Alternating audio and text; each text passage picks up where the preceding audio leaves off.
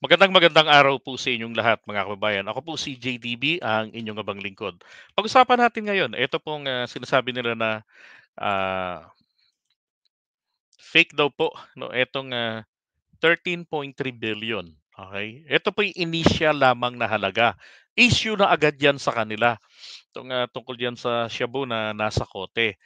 Alam nyo, ang nakapansin lang po talaga sa akin dito, nakakuha ng aking atensyon, abay kung bakit bigla itong mga DBS nagkanda tara-taranta na ano na talagang kulang na lang tawag dito, pumunta sila mismo sa lugar na 'yan at sirain nila yung mga ebidensya, 'di ba? Oh, ito sabi, bakit na-thumbnail si Bebe Sasco at si Joey din naliligo? Buisit ka takero, paliguan mo. Okay, going back, kaibigan po natin 'yon, si Streetwise with Takero. Okay, mahusay rin po 'yan. Ngayon, eto ah, ang kapansin-pansin diyan, ulitin ko lang, tingnan niyo. Sabi rito, ni Joey, nito, "Mabilisang live, 2 tons worth of" 13 billion, ganyan. Tingnan niya, mabilisan, 3 oras halos o 'di ba? Halos 4 na oras ninyo o mahigit 3 oras ninyo na pilit na hinahanapan ng butas o ng kasiraan, lahat ng anggulo, 'di ba? Eto lalo 'to certified ito na maninira. 'Yan si Mr. Sasot, si Ginoong Sasot. Certified 'yan. Hmm. Eto yung sabi niya ah, this bakit this is Ajalon? Sabi niya, "This is Ajalon." Okay, this is Ajalon Michael Zarate, the driver of the van, okay? I did some background check. Ajalon is a US Army Health Fitness Liaison, a certified fitness instructor. Yup, that is the person. A US Army soldier turned CrossFit trainer. Totoo po yan, yung sinasabi niya rito. Pero, what is he trying to imply is this. Ito po ay pakana ng Amerika para pabanguhin si PBBM. Yun lang yung maliwanag na gusto nitong sabihin kasi itong si Mr. Sasot, galit na galit ito sa Amerika. Okay? Galit na galit siya dyan sa US. Kasi naman, maka-China. So, nag-background check daw po siya. At totoo naman po lahat ng sinabi niyang to. Now, US Army soldier, totoo po kasi galing ng Washington yan eh. Oh, doon siya galing eh. 'Di ba? Itong mga kahit Pilipino ka, doon ka nanirahan, doon ka pinanganak, magpalit ka ng iyong citizenship, 'di ba? Kap Kung di ako nagkakamali, required sila na mag-render, 'di ba? Mag-render sa military. Hmm. So ano problema nito? Kung hindi ang makahanap ng napanood ko yung ngaw-ngaw niya na, "Ay putang ina, niloloko tayo nito." Nakita lang niya na ano, na US Army. Ay naku, US Army soldier, putang ina, niloloko tayo nito, 'di ba? Pero alam niyo pinakapunto rito sa akin lang, na pilit nilang sinisira ito, ni-reveal pa nila yung mukha nung tao. Anong dahilan? Bakit, pilit nilang sinisira yung credibility ng investigasyon? Nang sa gano'n po, ah, itong nasabat na 'to, pagdating nito sa korte mapapawalang saysay ito. Eh, di naku, libre na naman kung sino-sino yung mga sangkot. Tapos meron pa siyang binabanggit, na tignan daw yung Instagram, yung ibang account nito at malaman kung sino yung mga nakatransaksyon, 'di ba? Tignan kung sino yung mga nakatransaksyon. So, mabuti na lang wala silang mga nahagilap doon. Bakit? Naku, di makakaapekto na 'yan sa investigasyon. Kaya nga biglang nagtaka ako rito. Hindi kaya kako itong mga influencers na 'to na nataranta para siraan ang operasyon ng PNP, hindi kaya 'tong mga 'to ang totoong sangkot sa illegal drugs sa bansa natin? Kasi sila yung promoter, eh. Sa kanila po unang nanggaling yung sinasabi na bumalik yung droga. O natural, etong mga uhaw na sa droga, nang malaman yung advertisement nila na bumalik ang droga, o edi masaya na naman. Meron na naman silang makukuhang droga, may mabibili na naman. 'di ba? Sila yung unang nagpo-promote nun, na may droga na naman, na bumalik. Sabi ko nga ano, tinago niyo lang? Tapos nagwala, may mga DBS na nagalit. Nagbiro lang naman ako na, bakit niyo nasasabing nagbalikan kung nawala ba't nawala talaga nung panahon ni Digong, 'di ba? Ibig sabihin tinago niyo lang o nagtago lang, 'di ba? Kapansin-pansin, yung sobrang panggigigil nila diyan. Eto ba yung trabaho nila? Basagin yung operasyon ng kapulisan? Hmm. Meron pang isang portion doon, yung ini-interview nila, pina-interview ni PBBM yung police, yung captain na na-promote, into major, 'di ba? Pinagtatawanan nila doon kasi, ah, nininerbiyos, kung mapapanood niyo yung video, nininerbiyos yung mama, gumaganon yung kamay ng pulis, eh. Kaya sabi ni PBBM, alam niyo kami, meron kaming, training sa military, meron kaming military training na humarap sa bala, pero yung humarap sa media, wala. Tapos meron pang sinabi rin yung, si PBBM doon, na sabi nila disclaimer daw, kung ano lang yung puwedeng sabihin nito. Limitado po kasi talaga ang puwedeng sabihin. Dapat nga hindi hindi yan ano, hindi yan ini-interview talaga, 'di ba? Kaya doon panay ang bilin, pati yung babae na yung taga-PNP, talagang binulungan rin siya. At kaya naman tuloy, ang nasagot lang niya, hindi kami po puwedeng magbigay pa sa inyo ng kumpletong detalye. Kasi ongoing pa, may hot pursuit ops pa sila. Base na rin do'n sa sinagot nitong driver. At tignan niyo ha, yung diversionary tactic nilang gustong gawin ay pinalilitaw na agad nila by saying na, "Tignan natin yung mga naka-transaction niya." Pinalilitaw na nila agad na itong driver, ito na yung drug dealer, 'di ba? Bakit? Para matigil na yung hot pursuit, matutok na lang dun. Ito si kabayan Arlene Parduccio, alam nito talaga Batangas, talagang, talamak diyan ng illegal drugs. Kaya nga ewan ko lang, Alin, kung nandiyan ka na ba sa San Juan noon, I guess way back 2003, noong, ito yung kauna-unahang tukbang, 'di ba, na halos, 150 yoon na mga napatay diyan kada Biyernes ng gabi. Oh, dahil po sa ano 'yan, Lobo, San Juan, Batangas, Candelaria, Quezon. Diyan ang operation noon, tinutumba yung mga mga tulak. Oh, diyan ho nagsimula 'yan no'n. At talaga namang successful dahil Diyos ko, araw-araw nang nababalita ang, tatlong bayan na 'yan. Hmm, Hindi lang sa weteng, sa illegal drugs. Kaya nangyari do'n, napagdesisyonan na itong tatlong, LGUs na 'yan, talagang daanin na ito sa santong paspasan dahil hindi na makuha sa mga Save the yung mga gano'ng klaseng programa ng, against sa illegal drugs, hindi na makuhang sa gano'n. Hmm, Correct. Nandun na pala siya nun. Hmm, May ilang mga kabataan ang napapatay. Meron pa nga ro'n isang, gay na nasa ano, nandun nakasama sa talagang nasa, target talaga siya, pinaril. Tad-tad ito, halos mahulog yung kamay. Etong braso, ano nangyari, dinala sa emergency. Dun sa emergency, naku, tapos, dun pa rin, alam ko natuluyan pa rin yun. Hmm. Tapos nun natigil yun, natahimik ngayon 'tong tatlong lugar. Oo. Tapos siyempre yang mga yan hindi naman nagsisitigil yung mga promotor talaga, 'di ba? Imbes na ikatuwa nila, eto na lang, ah, ano ba naging reaksyon nila Mister Sasot at saka nina Joey doon sa yung kay Faeldon, 'di ba? Itong mas matindi, yung, shipment nun, ilan yung mga naiulat na naalala niyo yun, yung Tifa Eldon na ano, na yung magnetic lifter, 'di ba? Ano nangyari dun? Inire-report ito, 'tong magnetic lifter, na suspected ito na merong, droga. Pinagkaharang-harang, sinabotahe, anong ending? Yung magnetic lifters mo rin, 'di ba? Anong ending?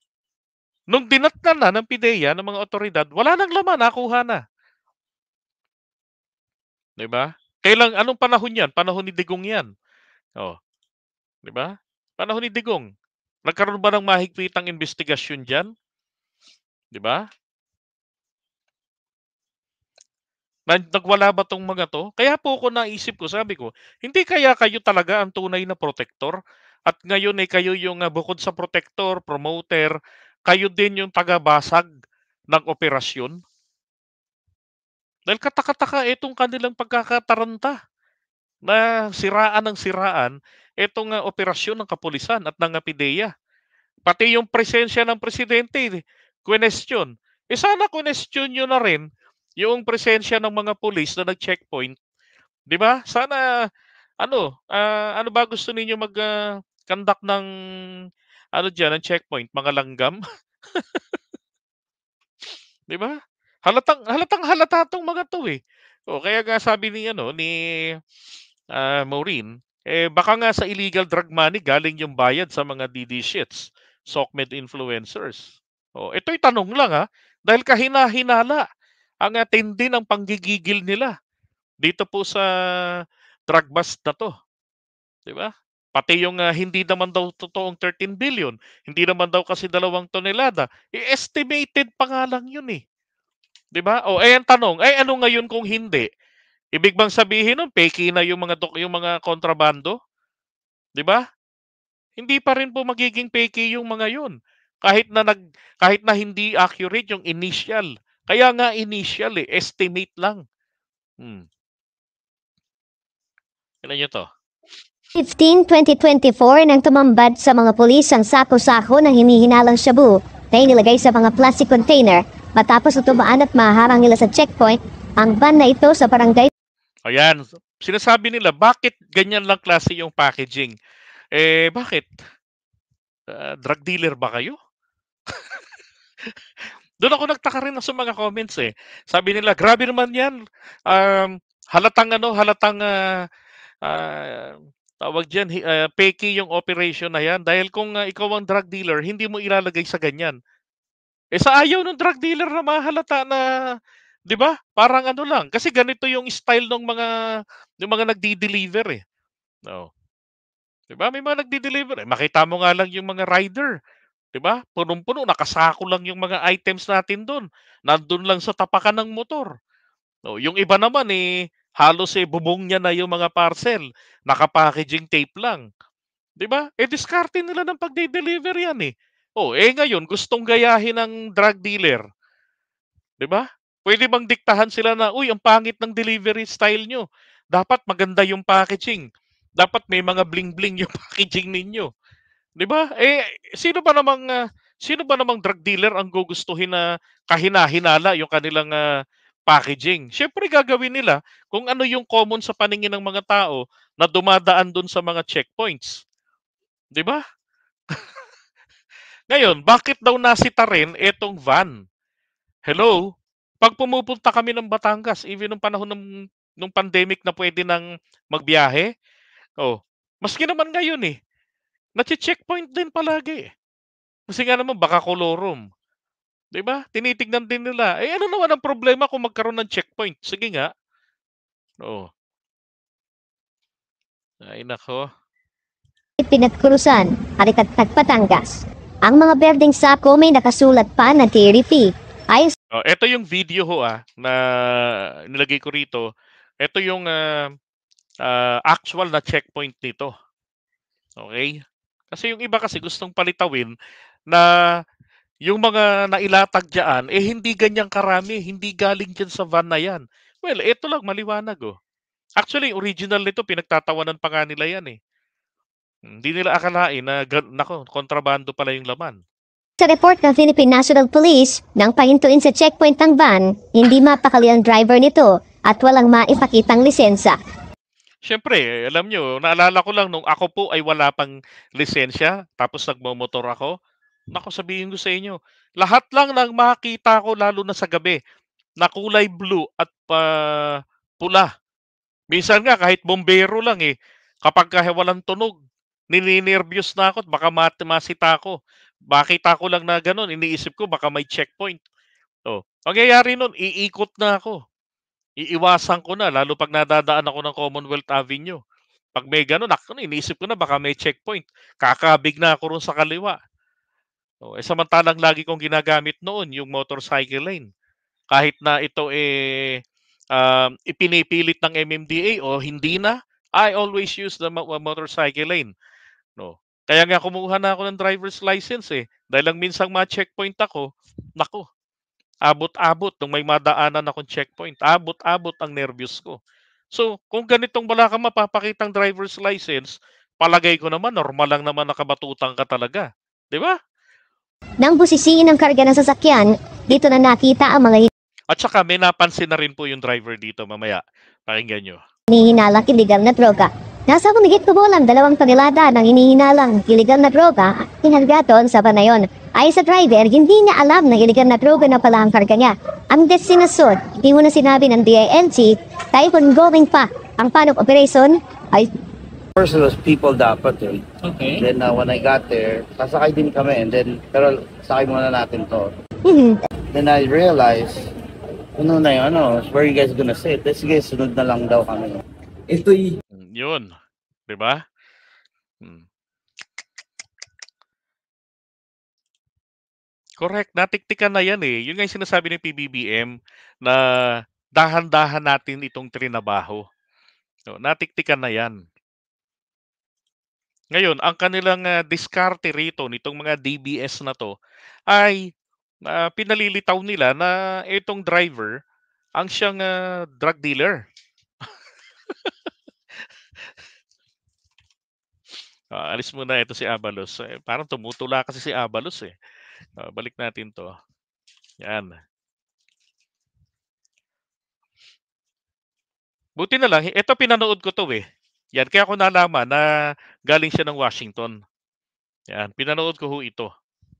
Hinanap ko yung, YouTube channel niya, Ajalon Michael Zarate.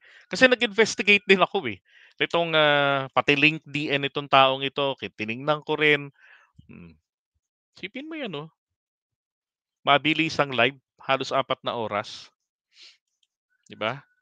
Eto pa, Daryl Yap, ganitong-ganito ako nung nagma-mother ako hindi, ganitong-ganito ako nung nagma-mother ako sa hipuan tenga, tapos huhulaan kung nakanino yung bato. Talaga 'tong aklang ito.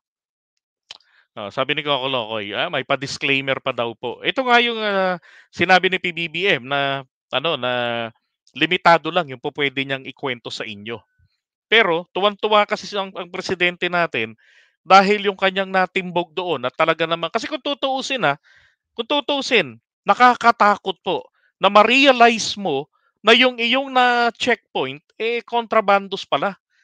Dahil ang tendency nito, pupuwedeng balikan ito, 'Di ba puwedeng balikan 'to pati pamilya niya dahil, sila yung nakadali sa checkpoint. Pupuwedeng sabihin niya na, siyempre trained yang mga 'yan, alam nila yung amoy ng mga ng droga mabaho. Hmm. Puwedeng ano 'yan, sabihin na maisip na, "Tangina, delikado buhay namin dito 'pag tinimbog namin ito." Puwede niyang i-let go 'yun, 'di ba? Kahit sabihin pa nating natiktikan na 'yan, mula pa sa customs, kahit na sabihin nating alam na ng mga kapulisan saan ang ruta nito, kung nakalusot sa kanila, 'di bahala na naman yung susunod doon na magsagawa ng, entrapment operation. At least sila ligtas, 'di ba? Siya ligtas. Kaya nga yung, promotion na ibinigay sa kanya, spot, on the spot talaga na promotion yung binigay sa kanya, ginawa siyang major. At ang sabi sa kanya, dahil sa tapat na pagtupad mo sa iyong tungkulin. Kasi nga alam rin po ni Abalos yun, puwedeng i-let go na lang nila yan, Total checkpoint lang naman yan, nakita nila na puwedeng sabihin na, nakita namin naman, na-inspect namin, mga nakasako-sako, mukha naman itong pang-ano, pang-delivery talaga. Parang, yung sa Lazada or Shopee or TikTok merchandise na usually dini-deliver. Kasi gano'n po talaga, dito lang sa lugar namin, Ang gagawin diyan, kukunin nila 'yan ng maramihan, sasakyan. Tapos ang gagawin ngayon, dadalhin sa isang lugar, ise-segregate nila 'yan. Makikita mo nga sa gilid ng highway, diyan lalo rito sa may ano, sa may, North Caloocan. Oh, Diyan nila ilalatag yan sa gilid ng marami. Titignan nila ngayon, yung mga address nito, streets, at kung sino yung rider na gumagawi dun banda, siya ngayon ang kukuha nito at magde-deliver. Oo. 'Di ba? Para mabilis yung delivery, dahil kabisado niya yung lugar, madali ang kita ng pera. O hindi yung pupunta ka dun, tapos yung susunod mo dadalhin mo na naman dun sa kabila, 'di ba? Ay nako. At saka ongoing pa yung ginagawa, may hot pursuit pa sila. Kaya yun ang sinasabi rito ng pulis.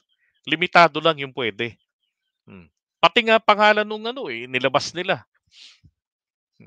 So ito ngayon, sabi rito matapos ang inventaryo ng PNP at PIDEA, bumaba sa humigit kumulang 1.4 tons mula 1.8 tons ang illegal na droga na nasabat sa isang checkpoint sa Alitagtag, Batangas nitong Lunes, April 15. Bumaba rin ang halaga. So, magmula sa 13.3 billion naging at least ito yung actual is 9.6 billion. Mga kababayan, ganun pa man. Ang mahalaga rito ay nasabat ito, 'di ba?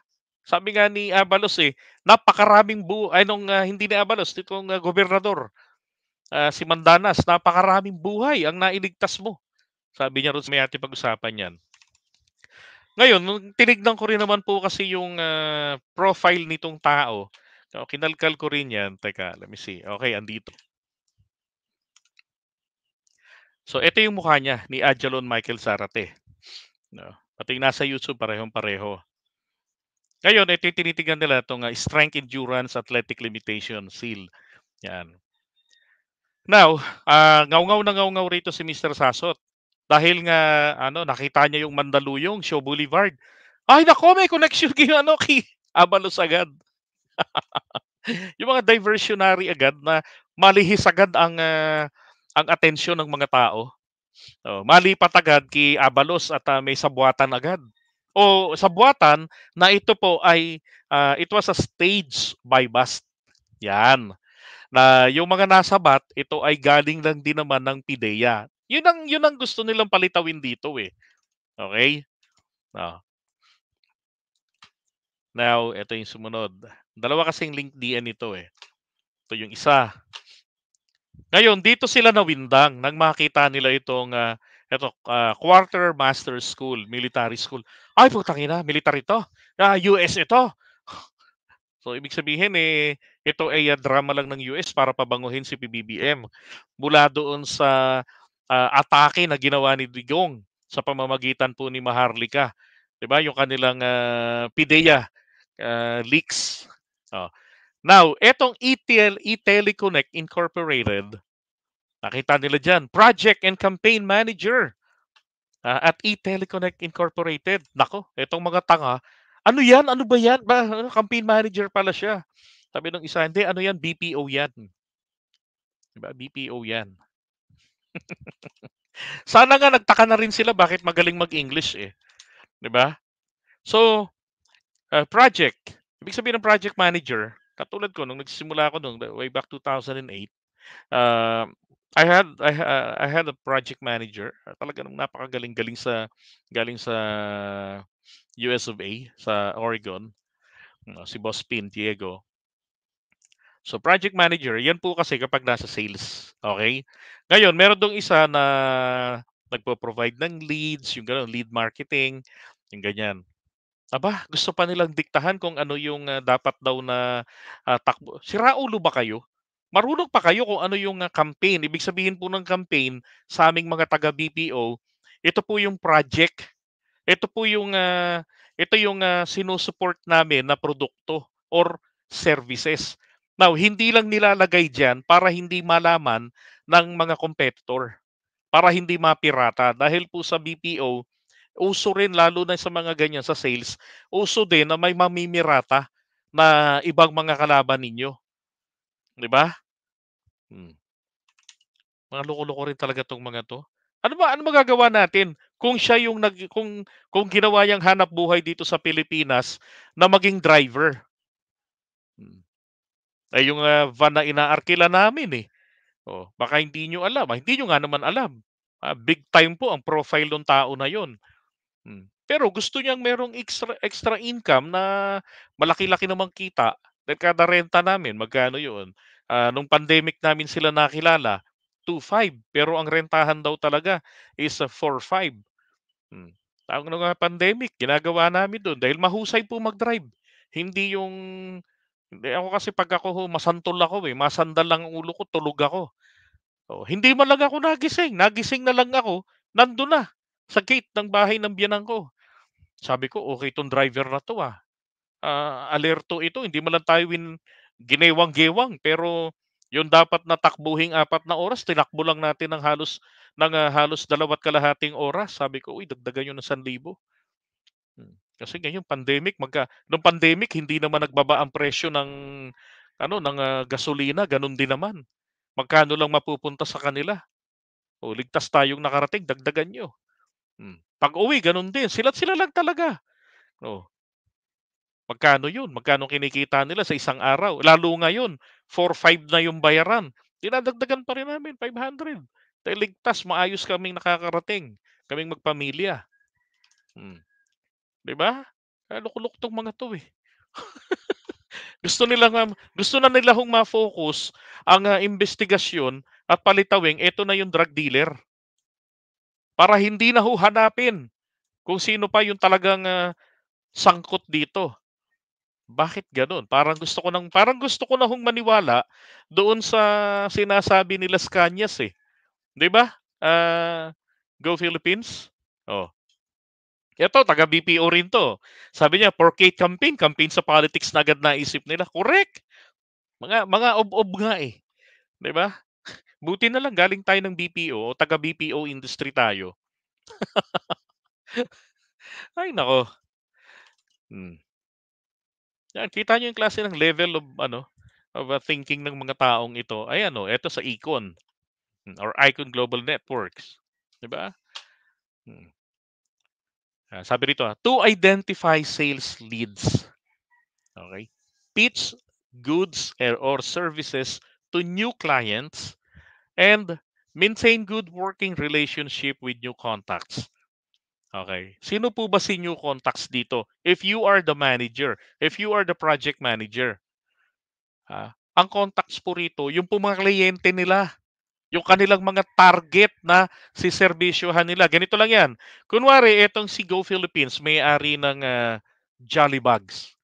Okay. O kaya Encanto, Pares, and Massage Overload. Nax. 'Di ba? Ngayon, pwede kang kumain ng Paris do'n, libre, 'no? Tapos po-promote mo lang, ganyan. Pero yung massage may bayad, pero puwedeng utang. So ngayon ang gagawin ko naman, kokontakin ko siya na baka puwede kami na maningil ng pautang mo. Tapos, kami na rin yung magsu-survey, kamusta yung services ninyo. O didagdag promotion 'yun, 'di ba? Bonus na 'yun, yung survey na 'yun sa mga naging kliyente ninyo.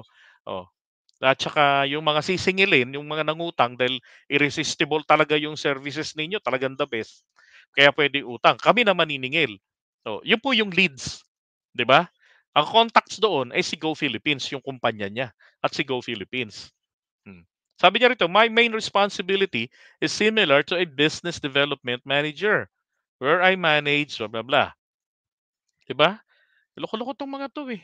Ano ngayon kung ganyan yung trabaho niya? Tapos gusto niya pang mag-driver. Oh, kaya nga sabi niya ro'n sa interview, hindi niya alam na droga na pala yung kanyang, ide-deliver, yung kinarga doon. Natural, tanungin ko nga po kayo yung mga DBS lang, kayo po ba, naisip niyo po ba na kung kayo kasi sabi nila, kung ako yung, drug dealer hindi ko diyan ikakarga yan at saka ganyan yung packaging, gagandahan ko at isisikreto ko. Loko-loko pala kayo, saan niyo ilalagay? Sige nga, saan niyo ilalagay, sa loob ng gulong? Saan niyo ilalagay, sa tabi ng makina? Di lalong nangamoy yan. Lalagay niyo sa ilalim ng van. Di 'pag checkpoint nasilip dun lalong kahina-hinala. Bakit may mga packaging sa labas? Tapos, may parcel sa labas, tapos sa loob bakante. Loko-loko 'tong mga 'to. Hindi nag-iisip, eh. Kaya tuloy ako naghihinala na hindi kaya 'tong mga 'to, talagang, sila yung sangkot talaga diyan sa illegal drugs. tapos sila yung taga-sabotahe, sila yung taga-linis, 'di ba, na pamukhain nung panahon ni Duterte na, maganda yung sitwasyon noon kahit puro patayan. Kapag ang nasangkot, kabalahibo katulad ni Pa Eldon, walang pupunang vlogger at 'pag merong kumwestiyon, sila yung mga taga-sunog. Kaya nga 'tong mga 'to, sabi ko sa inyo, napansin ko nung panahon na 'yan, bakit 'tong mga 'to hindi nag-react, at 'pag, merong pumuna nung kay Pa Eldon noon, yun ang inaatake nila. Mukhang tama rin yung hinala ni Maureen na hindi kaya galing sa drug money yung kanilang, kinikita. 'Di ba? Hmm. Sabi ko sa inyo kinalkal ko din yung ano niya, LinkedIn nung tao na 'to, eh. Ay naku, sabi nga po nila, bakit ba kapagka ano, 'di ba? May tawag ho diyan nga pala, sa mga DBS ano, may tawag po diyan etong si ano, si Mike Abe. Oh, ito ho para sa inyo ito, ha. Wala hong samaan ng loob. Nililinaw ko lamang na may tawag diyan at saka sana dito po kayo magising. Dahil hindi niyo ho magugustuhan yung tawag diyan ni Mike Abe. Saglit, ha. Mike, nasaan ka na? Ito na po si Mike Abe para sa inyo. Aray ko. Isa pa, Mike, isa pa. 'Di ba? Kabobohan 'yun. Yun. Kabobohan yun. Yeah, driver lang, hindi drug dealer. Sabi, FL might have a link with the Dilawan, but since the campaign period, I'm very sure FL's loyalty is kay BBM. Whatever happened. Correct. Putang isasawa yan, eh. Okay, so iwan muna natin yan. And then pag-usapan natin itong mga topic na to sa ating yung mga comments ninyo.